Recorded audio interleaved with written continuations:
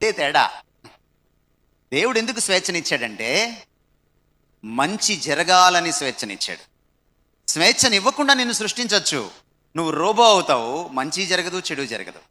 కానీ స్వేచ్ఛనిచ్చినప్పుడు మంచి మాత్రమే జరగదు, చెడు జరిగే అవకాశం ఉంటుంది. కత్తి ఉండడం తప్ప, కత్తిని ఉపయోగించడంలో తప్ప. స్వేచ్ఛ ఉండడం తప్పు కాదు, స్వేచ్ఛను ఉపయోగించడంలో తప్పు ఉంది. అందువల్ల ఏమిటంటే దేవుడు ఎందుకు స్వేచ్ఛనిచ్చాడంటే మంచి కోసమే ఇచ్చాడు, మంచి జరగాలని. కానీ అదే స్వేచ్ఛను తీసుకొని నువ్వేం చేసావు? కూరగాయలు కోయకుండా ఉతికి కోసావు, అక్కడే పాపం వచ్చింది. సో ఇక్కడ ఉపయోగంలో తప్పే తప్ప, ఇది సద్వినియోగమా దుర్వినియోగం అన్న దాంట్లోనే తప్పు ఉంది తప్ప స్వేచ్ఛలో తప్పు లేదు. సో స్వేచ్ఛ అందుకు ఇచ్చాడు కాబట్టి అందుకనే మైండ్ని కంట్రోలు చేయడు.